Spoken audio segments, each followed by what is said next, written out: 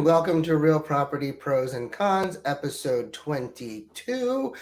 The whole doing short video clips thing has actually worked out really well, and I've gotten positive feedback from it.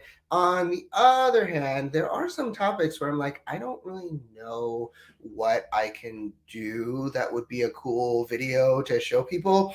And today is one of those days. So you will be listening to me have a really awesome and cool conversation with a really awesome and cool person, which is what I've been doing in the past. So for those of you who really like the way the show was for the past 10 episodes, then you're going to be really happy. Also, really cool update on the California Theater. Actually, it's not a cool update, but if you'll remember in episode 21, 2019, the episode with Joel, we talked about the California Theater that had a whole bunch of issues, and the owner has now finally decided that he's going to hire armed security and also start cleaning up the place because it was really bad. So thank you to the owner of the California Theater for listening to the calls of the people who were downtown saying that the California Theater needs improvement. Other than that, I have realized a couple of things. One, the housing market is not that great. The Fed increased interest rates again, either today or yesterday or something, and the markets are not super happy about that. The interest rate for a home loan is hovering around 7%, which is still less than the historical average, but much higher, probably like 2 times as much as what it's been for the past several years. And so a lot of people are kind of like, do I want to buy a house? Do I want to sell my house? There's been significant drops in the value of housing. So people are just kind of like, this is not comfortable. And everybody is going through a lot of change. There's a lot of change now. The markets are changing, the interest rates are changing, everything is kind of changing. And change is hard. Nobody really likes change. So, or not that nobody really likes change, it's just that change is uncomfortable. And dealing with change means that people need to sort of learn how to deal with it. And I started thinking about how moving is a change. It's a really significant change. Buying a house is a significant change. All of these sorts of things are significant changes. And change is a process. Change doesn't just happen magically overnight. People need to feel ready for changes. And I thought it would be really interesting to think about and talk about change. How does change happen? How can we help people change? And so I said, you know what? Maybe let me look through my Rolodex and I will find somebody who can talk to us about change. And I did. And we have our awesome guest who will be with us in about 10 seconds.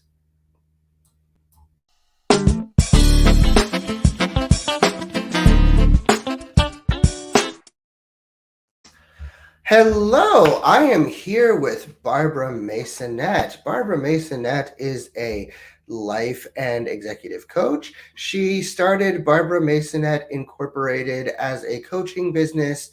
I don't remember exactly how many years ago, and I'm not going to say because you look so young and nobody would believe how long you have been a coach.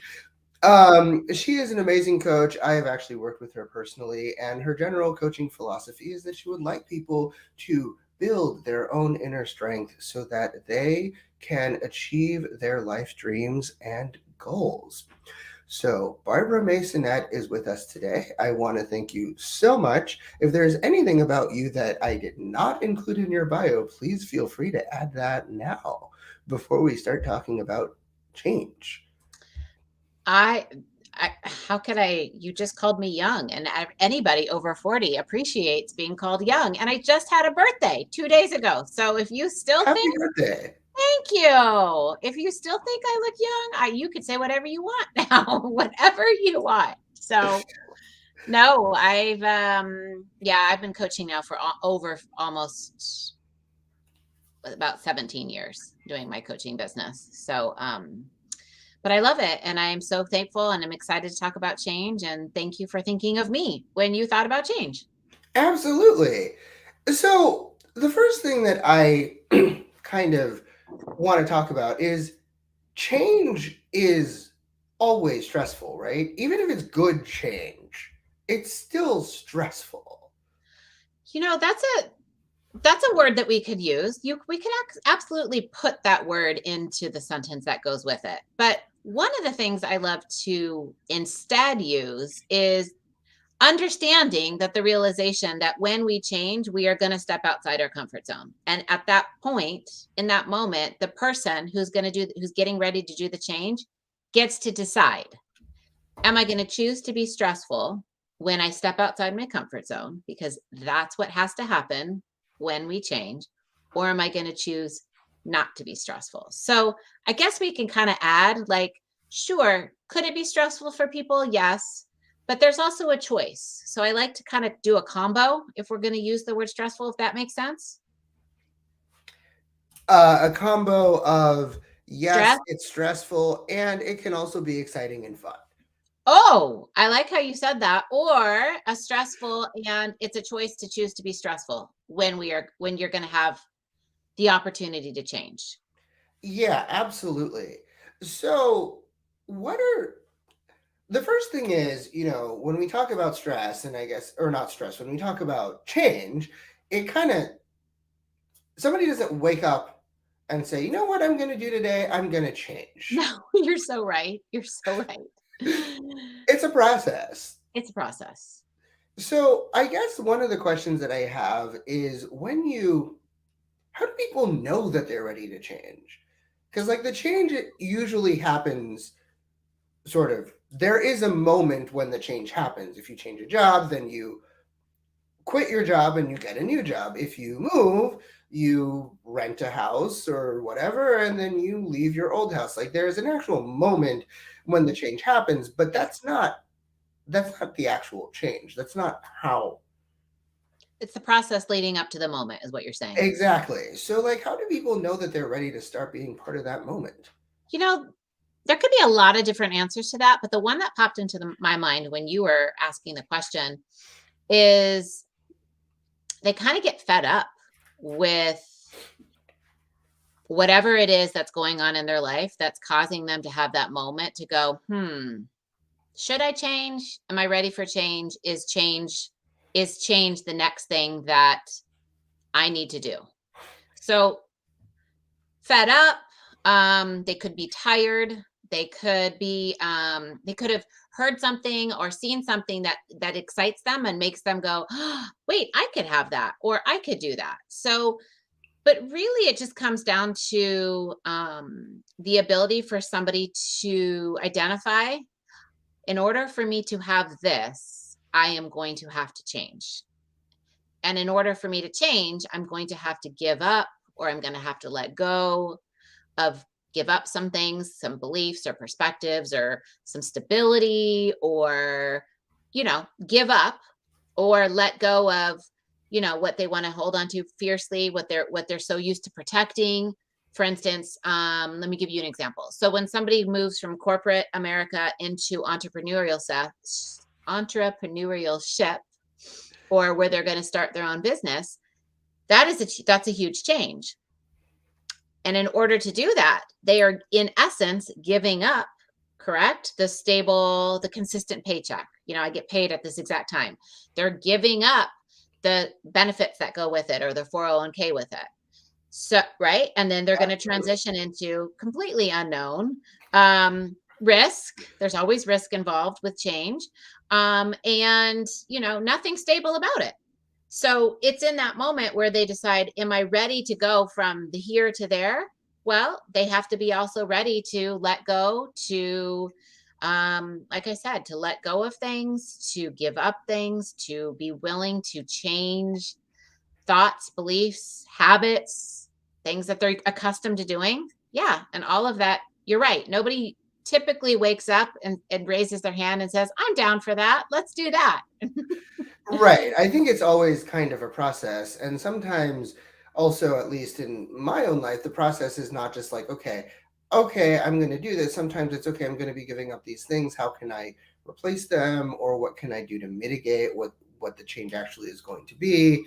Or like if I have things that I'm concerned about, maybe how can I address those concerns before actually making the jump? So, for example, at least in my case, which is the world of moving and real estate, people might say, okay, I want to move from, I don't know, I want to move from the suburbs into the city, right? Okay. And so then it's like, okay, what's the commute going to be like? Maybe I go somewhere and see what it's like going to work from there. Or like I just spend a whole bunch of time in the city and see, how do I feel? Like, is this comfortable? Am I afraid of, the people? Am I afraid of, walking down the street by myself? All of these sorts of things.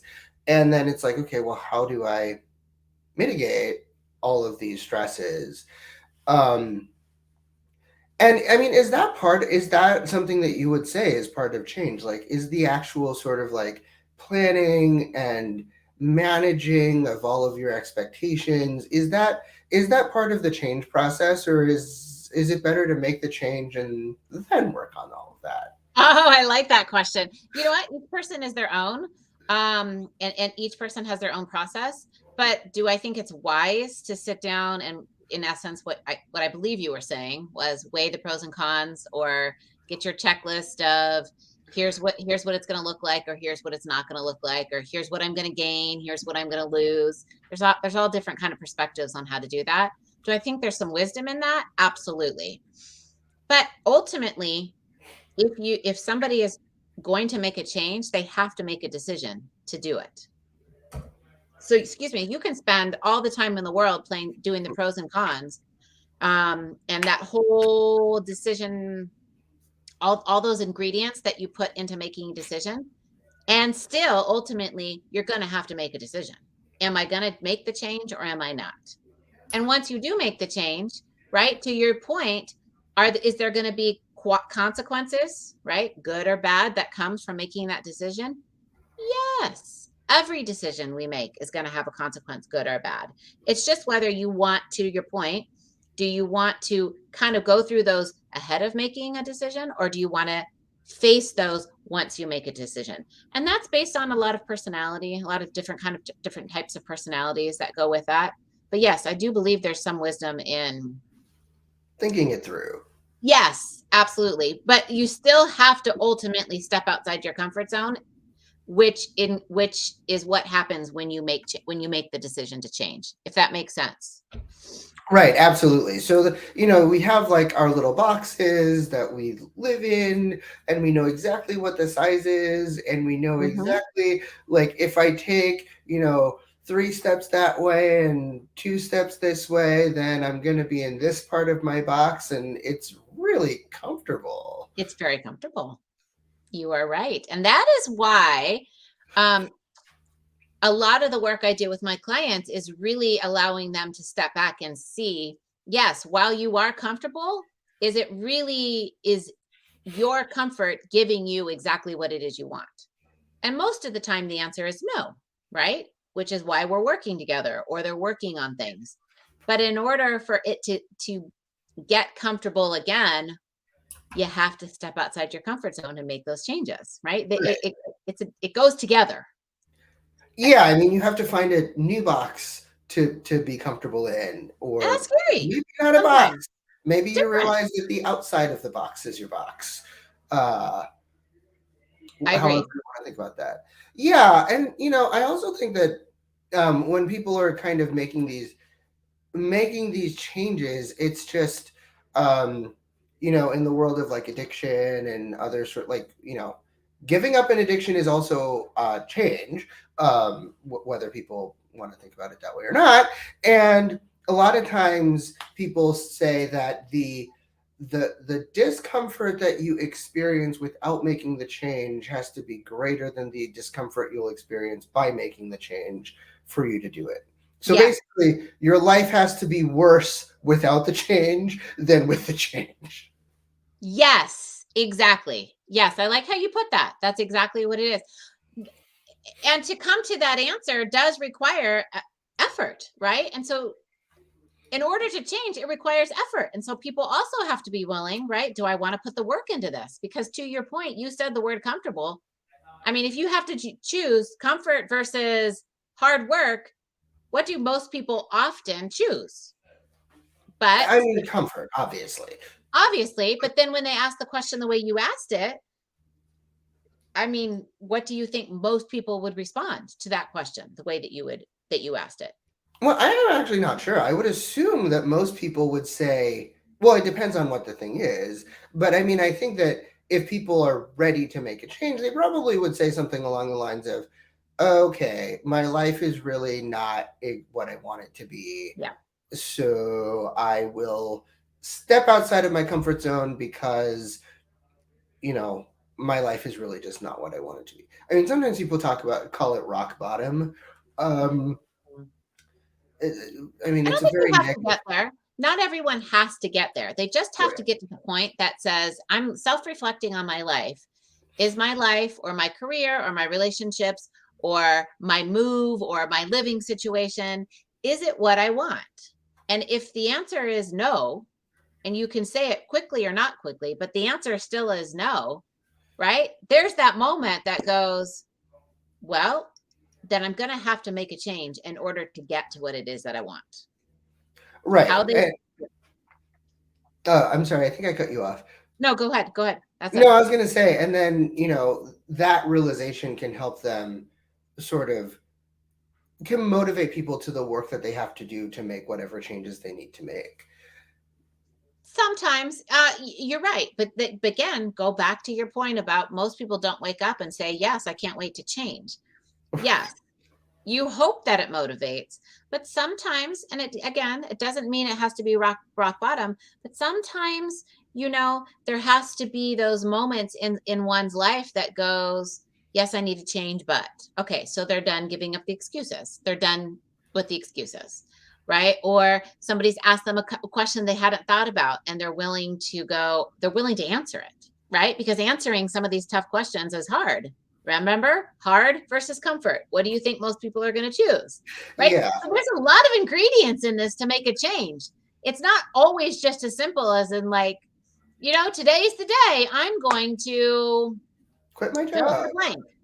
What'd you say? I said, quit my job. Yes, that normally doesn't happen. Most people don't quit their job waking up that very day and say they're going to do it. There's a whole process involved in that where there is some moments that ultimately come to the realization, if I quit my job, let's use that as an example, I am going to have to make changes. How comfortable are people with making that? How comfortable is that person with making the changes? How comfortable are they going through the process to make the changes? You Right. know, are they willing to give up things that they hold on to? Yeah. And I wonder, you talk about, so I guess one of the questions that I have also, which is a very podcaster question, like the Great. kind of mantra is like, you really shouldn't ask questions as a podcaster where you don't have a sense of what the answer is going to be. Otherwise, the show is going to go in directions that might be very uncomfortable. It's Um, okay. but one of the questions that I have is like, to what extent do other people in somebody's life actually support change? Can the people that are part of your life, help move you towards change versus sort of move you towards stability? Or not stability, but move you towards like not making the change. 100%. Because they're going to come to the table, right, with their own fears. They're going to come to the table with their own what they think is the right way, the wrong way, right? They're going to come to the table with their own set of beliefs. And everybody typically, I don't want to say everybody, oftentimes people want stability. And so they understand that if this person in my life is going to all of a sudden step outside my comfort zone, right? That is that moment where things go from stable to unstable, even if it's for 5 seconds or 5 years. And that is fearful for some people. So, do others in people's lives sometimes sabotage or self-sabotage the process? They absolutely can do that. So prior to making a big choice or a big change, it does behoove each person who's making that change to have conversations with their significant and says, hey, something to the effect of, here's the change that I'd like to make. Do you support me with that? And if they flat out say no, well, clearly we're going to have some more conversations, right? Right. What does that look like? Oh, or what does that look? Sure, I will support you, but I'd like some clarification. What does that look like? And having that communication so that both people can watch the choice come to fruition to be successful. Because we ultimately don't hope that we're going to, we don't start this changing process to hope. I hope it works, right? Like, I'll give it a whirl. You want to see success, and having the support of people that you love or are your support system. In order for that to happen, it does require having probably multiple conversations ahead of time. Yeah, I agree with that. And the other thing that I am kind of curious about, a lot of, I definitely, both in my profession as an attorney, as well as my profession in as a real estate broker, I deal with a lot of people in change processes. As a lawyer, a lot of time the change is imposed, and as a real Yeah. estate broker, a lot of the time the change is chosen. Um, but I wonder about this idea of outside perspective. Somebody as an outside perspective and an expert in whatever I do, I can sometimes tell people, like, this is your box. I'm not judging your box. I'm just telling you that this is what your box is. Mm-hmm. Um, You're and identifying it for them. You're identifying it for them. Is that what you're saying? yeah, or I'm just telling them, like, this is your box. This is where you are. And I Mm-hmm. wonder how helpful is it really, sort of in your professional opinion, how helpful is it to tell people, listen, this is your box. I'm not judging it, but I'm just telling you this is the box that you're in right now. How helpful is it? It depends on the relationship one has with the person you're telling that to. So if somebody is soliciting that advice, by all means. If somebody is having that handed to them without maybe their openness ahead of time, typically what could happen? Defensiveness, a little bit of like, what? I didn't ask for that. So stating things that you observe absolutely has some value, right? Could it be helpful? Perhaps another perspective to consider when offering your inside the box kind of thoughts is, and I use this a lot with my clients, is instead of like this concept, it's more like, how about if I come alongside and ask questions for them to come to the conclusion, oh shoot, I'm in my box, right? How much more powerful do you find it to be when somebody can have that moment or that epiphany when a question was asked and they come to the realization, oh, I hadn't really thought about that. Maybe I do kind of hang out in my box, right? Versus somebody just coming straight at them nicely and saying, you're in this box. Do you see the difference? What do you, Yeah, let me hear your thoughts on that. I mean, I think this is a question that a lot of professionals, frankly, lawyers, a lot of lawyers, have, as well as real estate brokers to some extent, or people in sales. I mean, I think that as attorneys, as an attorney, I am generally trying to kind of tell my clients like, hey, look, this is what the law is, and this is They your hired bond. you for that. Exactly. But I think that on the real estate brokerage side or in sales, a lot of times certain philosophies within the sales world want to sort of expedite the change. So, they really try to get people to make the change faster. Just, kind of moving it along. And I wonder sort of if you have any thoughts of it, like about that. Like, is it actually possible to move along the change? And if you move along the change faster than somebody really is comfortable, like, are there consequences for that? And how might people recognize when they are sort of being moved along faster than they want to be moved along versus when they really have come to an internal place of feeling comfortable? Okay, so that was 3 questions. I hope I can remember them all. That was a lot. I am sorry. That was a lot. Remember, I'm over 40, so you're. I don't think you are yet. So you gotta give us a little time. You gotta give us space in between each question so we can remember it and answer it. Do I think that you can move? So I think I have 2 questions. So 2 questions. The first one is it actually possible to move somebody along faster than they are comfortable? Oh, yes. But what would you call that? Pressure? Yes. So if the person who's doing it feels comfortable doing a pressure, or the word that came to my mind is force. Sure. You could get somebody to get in. I mean, how many times have we been pressured into buying something that we were like, I don't know, but man, they just keep coming at it. Oh, they keep coming. And what they're saying could be true. It could be mostly true. It sounds true. And all of a sudden, right, you're buying, I don't know, 18 plum trees that you didn't know you needed.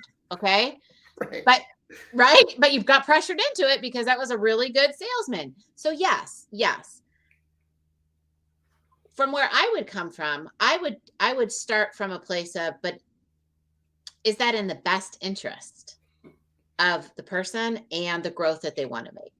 Because change means growth, good or bad. It's still going to mean, so because of who I am, obviously, as a coach, right? I would say, but is that in the person's best interest? Is that going to get them to where they want to go, right? Is that going to, when they look around at their life and their career and their jobs and they say, hey, is it what I want? Is that going to get them to what they want? I mean, it could, but ultimately, if we allow the person to come to the process, to the change on their own and through their own process, don't we have a higher probability of it sticking, landing, and really making like permanent change or transformational change? I think so. What do you think? No, I totally agree. And in my sort of just kind of like reading what's going on in the real estate world, I'm now, very unsurprisingly to me, seeing a lot of articles where they're talking about people who bought houses that they really don't want anymore. Or the truly classic examples are people who live their entire lives in cities, like truly downtown apartment, concierge, door people, maintenance. That's where they spent their entire lives. And then they decide they're going to buy a house out in the country. Mm-hmm. And because somebody was like, hey, this is a great idea, pandemic, property values are going up. One, property values are not going up right now. And two, they're like, what's a plunger? Right. Because that would require change, right? They didn't have that before. Right. So they're having kind of buyer's remorse or change remorse is what you're saying? Absolutely. I mean, just like this change remorse, or just this idea that I got myself into something that I did not realize I was getting myself into. Mhm. And so I think my question is how can people recognize that they're not ready to make a change? Like how can they help tune out these voices, the pressure, the fear of missing out? How can people find their sort of center and acceptance of where they are in the world and sort of recognize that they will be ready to move when they can move? I think the people that have the most success in doing what you just said are people that have no problem saying no. So that is something that is difficult for people, especially people that struggle with people pleasing, struggle with not having boundaries within their relationships, or not willing to honor boundaries in relationships. And so if somebody is trying to figure out, do I want to make this change, or I feel pressured, but they're struggling with it, right? To what you're asking, I would come in and say, well, give me a scale of 1 to 10. How comfortable are you with saying no without feeling guilty? You're laughing. Talk to me. What are you hearing? Definitely how comfortable. I mean, personally, I have no problem telling people no, but that's Some a people, a lot of people do. They struggle. So when somebody comes at them, hey, you need this house in the country, right? If they don't have um, a strong muscle, I like to say, in pausing and then filtering, right, through our pros and cons, and then being comfortable saying no without feeling guilty, they're going to end up with a country house and a plunger.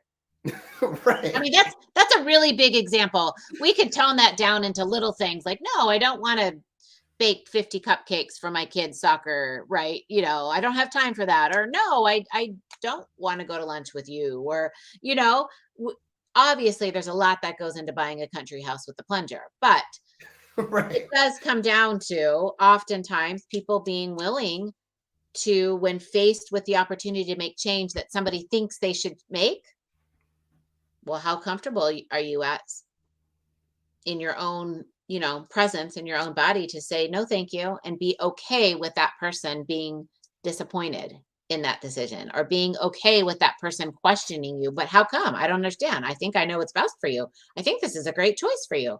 And still being comfortable with, actually, it's not the choice I'm going to make, but thank you for thinking of me. And then moving on and not being worried about them being sad or mad or scared, right? Or disappointed in them. Yeah, exactly. And I mean, I think on some level, I feel like there is a balance, at least for salespeople, um,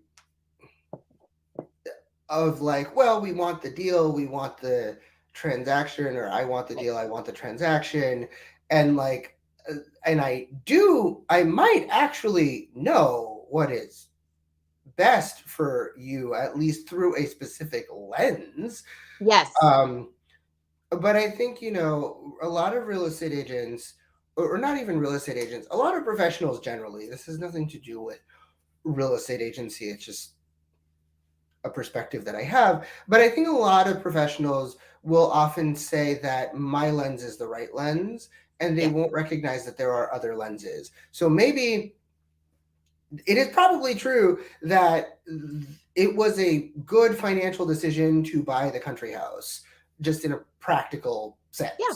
But maybe for your family, maybe for your life goals, maybe for your employment, maybe for your mental health and sanity, like maybe that wasn't the right decision, Right. right? And it comes back to that question that I had said originally, is, what is it that you most want, and are you committed to making it happen? So a lot of times I ask that question to clients, hey, what do you want? And that's a hard question to answer sometimes, right? How many times do people sit and think about, what is it that I really, really want? Not what I think I should have, or what I've been told I need, or, not, well, you can only dream in this little box, you know? It's a tough question. But if you are able to answer, what I want is, the hustle and bustle of the, of the city, but a vacation home with a plunger in the countryside, right? And I'm clear on that. So I'm going to make that happen. But until you're clear on what it is you want and what you're committed to, it's easy to get sidetracked by the experts or the people who think that they have the answer for you. Because when people come present that, that real estate or you're that professional or that expert, they don't come willy-nilly. Like they come in and say, right, that country house is what you need. And it right, they have their facts, they have their reasons, they have the answers to your arguments. I mean, they're good, they know what they're doing. So if you as a human aren't clear on exactly what it is that you want or need for your life, or where your family's goals are, or where your goals are, it could be really easy to get swayed by somebody else's idea of what change they think is best for you. Right. I mean, it's the way I think about it is it's possible for somebody to put you into their dream. Ooh, 100%. And even if that dream, to your point, is that person's commission check, right? Because they have dreams on how they want to spend that commission check. So they're going to come up with some really great ideas. Yeah, correct.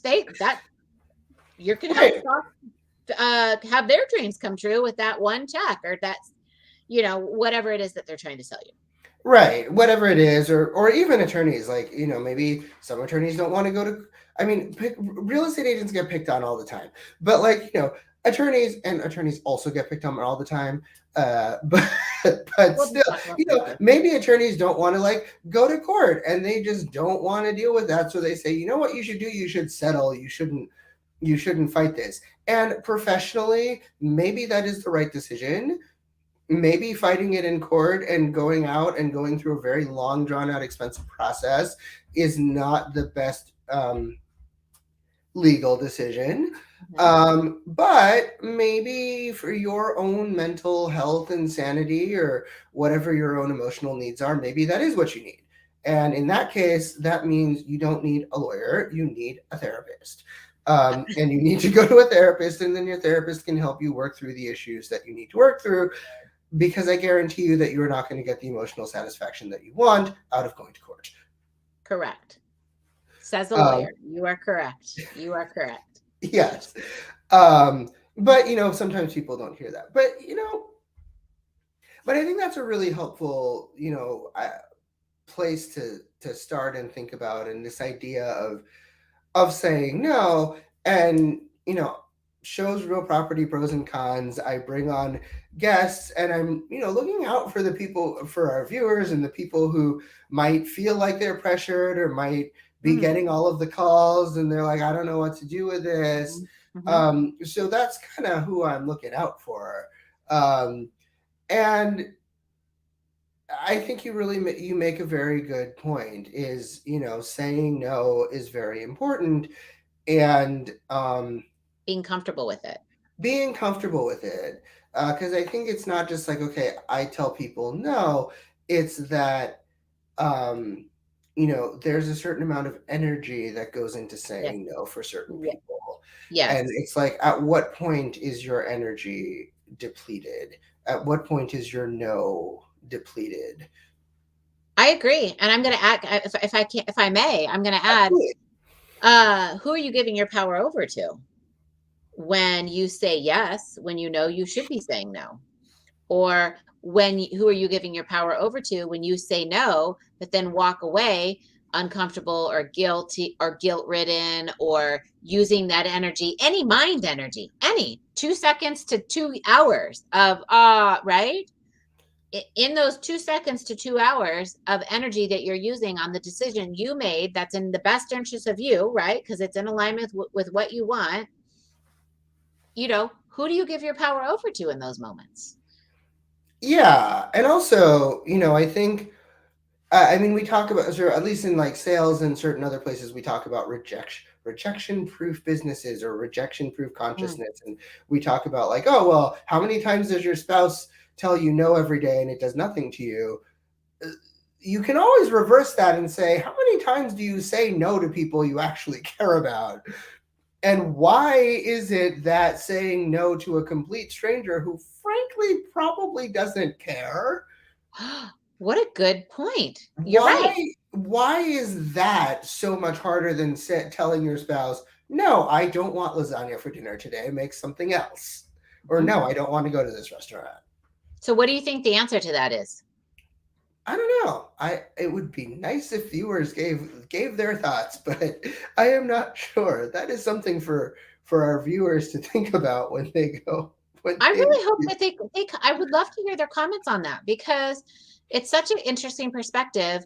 Why do people, what is it about saying no to strangers that you have really probably no emotional attachment to, no commitment to, nothing in it, nothing in it for you at that? How is that harder than saying no to your loved ones?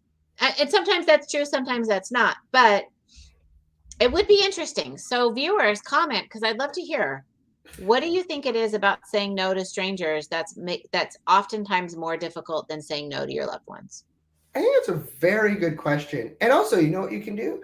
Or, if you have already done this, you can put this on your website and you can put this on your social media, and people can answer that question on Yes, your social media as well. you're right. But I I will. think that really is an interesting thought. And I think that would be something that might help people who have problems saying no. Um, To well,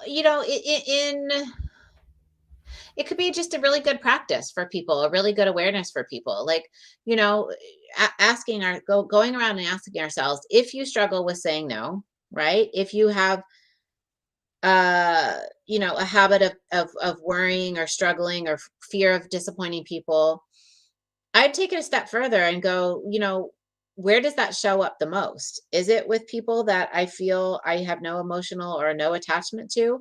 Or is it everybody? Or maybe there are people that do it more with people they love, and not strangers. Maybe they have no problem being saying no to complete strangers, but can't say no to their loved ones. So that'd be a really interesting awareness for people who want to take the challenge, and to see, where they do that, who they do it with, and then take it a step further and go, how come I do it with these people and not these people? Like, what am I getting from doing this? Because remember, all of us humans get something from our choices. So they have to be getting something from not saying no to one particular group, but saying no to another, or not saying no at all, or saying no all over the place. I mean, there's so many different ways to go with it, yeah, you know? yeah. So I guess that is actually a really interesting uh, thought experiment for all of us, everybody who's watching, to think about this idea of what does it mean to say no, and who do you say no to, and why, and that sort of thing.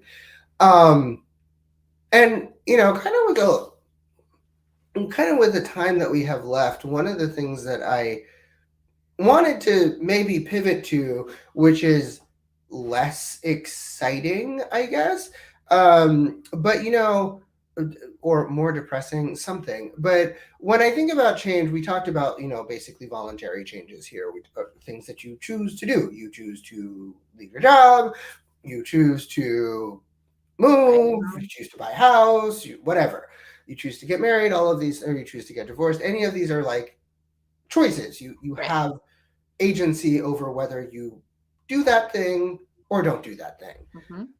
But with kind of moving back to our uh, to the intro where I talked about the housing prices and economy and people potentially losing jobs and eviction issues.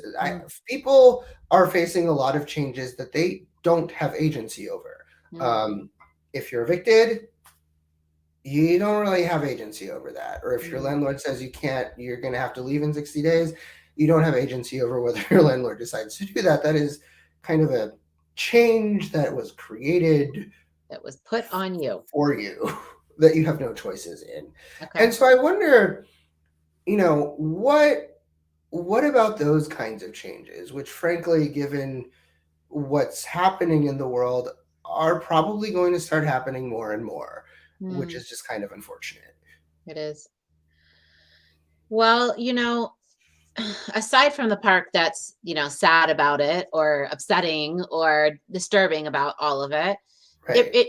I know we keep using the word choice, but ultimately when there is a change that's mm, bestowed upon somebody that they would not normally choose, ultimately they still have the choice on how they want to face that change.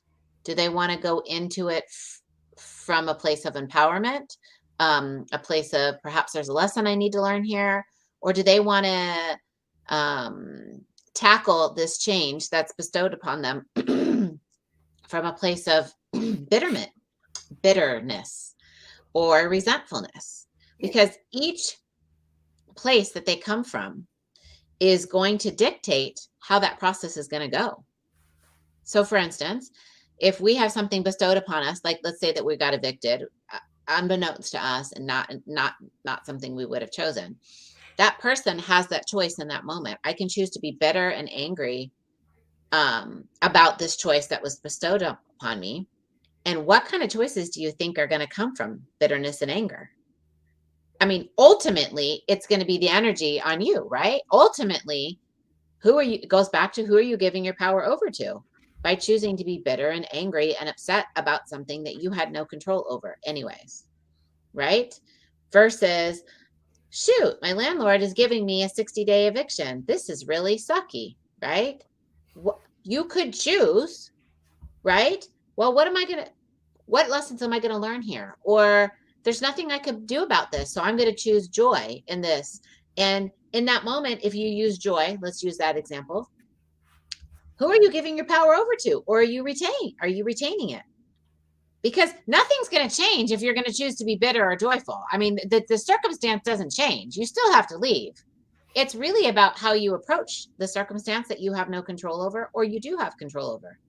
That's ultimately what it comes down to. And ultimately, where do you want to spend your energy? Because being bitter and resentful takes up a lot of energy. It's a lot harder and more difficult, and you're giving the power over to the person that you're upset with, anyways. So, what is there to gain from doing that versus choosing something that does not suck up any of your energy and offers a purpose or a better outcome as opposed to using your energy to give your power over to somebody. Hope Yeah. that Yeah, I that's think that's true. And also there's I mean there's a lot of different perspectives on this. One of which is sort of this perspective of like backwards facing versus forward facing. Mhm. And the bitterness and resentfulness kind of keeps you stuck in the past, whereas joy allows you to look to the future. Um, or Well, not even look to the unfortunately, future, but to actually experience the present. and where it's going to lead to your future, right? Because ultimately, Exactly. if you can answer the question, what it is you want, what is it that I want, and what am I committed to doing to get it? Ultimately, whatever's thrown at our path, right? You're going to have that choice. Am I going to, right? You could choose to be bitter and angry, for instance, in that and resentful. Is that really going to get you what it is that you want ultimately? I'm going to go on a limb and say probably no. So it's not going to give you what it is you want because you've already defined what it is you want if you choose to be in this category versus this category. So Yeah. when something is given to you that you have no control over, you don't have control over it. So we can't sit and figure out how to get control over something that we are not going to have control over. The only thing we have control over is figuring out how am I going to show up to this situation? I think that's really, I mean, I hear that a lot, and a lot of people say that. Obviously, it is a lot easier said than done. 1,000%. Um, at the same time, I think that it is important for people to uh, take the time to realize that. And a lot of times, at least for me, the sort of the thought experiment, not necessarily that I actually, you know, do. I don't necessarily do it all the time, but I definitely like do that thought experiment. I'm like, if I were approaching this from a place of X, Mhm. how would I be acting? And at the very least, I can recognize, okay, I'm not acting this way, so I'm not coming from a place of joy or bitterness or, gratitude Mhm. or whatever. So at the very least, it helps me understand where I am, regardless of What do you choose after that? regardless of what I choose after that, I can still choose to be bitter. But at the very Absolutely. least, I can understand, okay, there are alternatives, and at this point, I am choosing to be bitter. Absolutely. And then you're going to own the consequences, good or bad, that come from that. Exactly.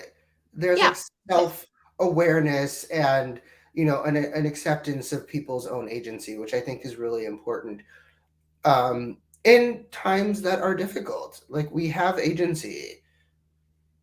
It's such a good reminder. I mean, I think another way to we could say it too is to come from a place of responsibility, more often than not, and just owning that, to your point, your own agency.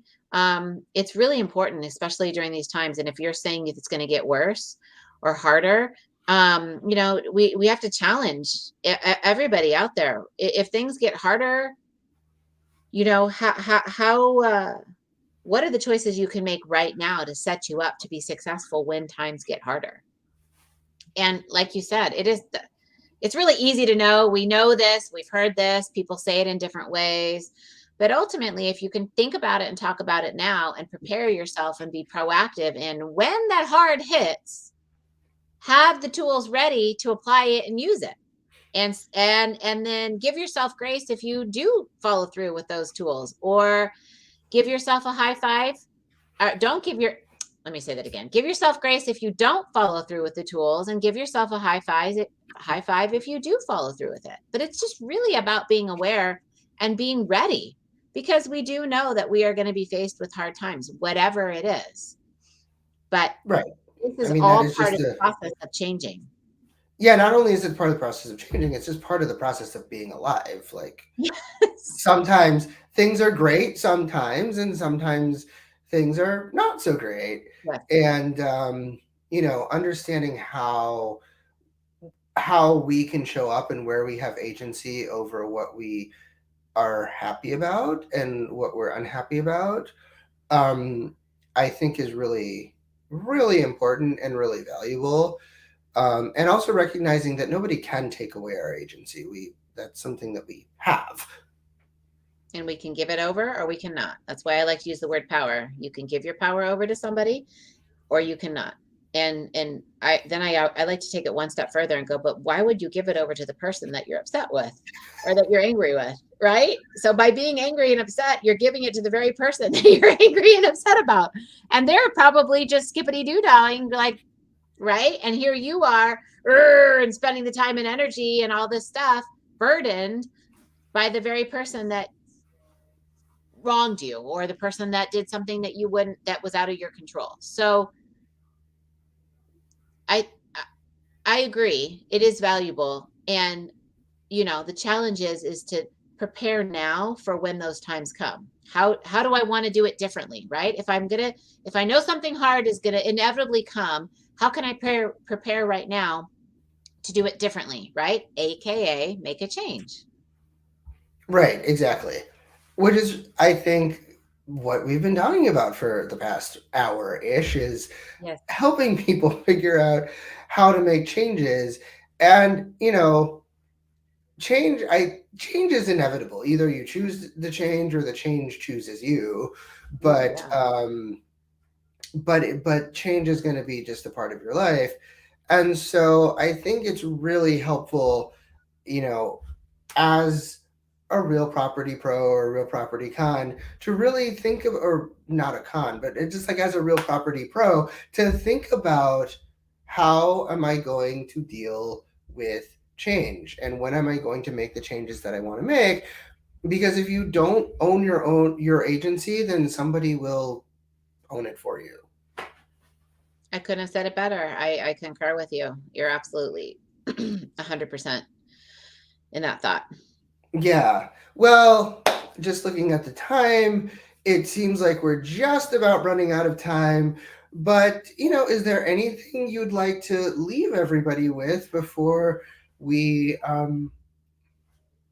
close out and move to the credits? Perfect. I really enjoyed this. I thought this was a really profound conversation, and what I can encourage your audience listeners to do or to think is really define what it is you want, and then spend that time doing that, and then honor yourself by following through with that. And in order to follow through with it, coming to the realization that change is required.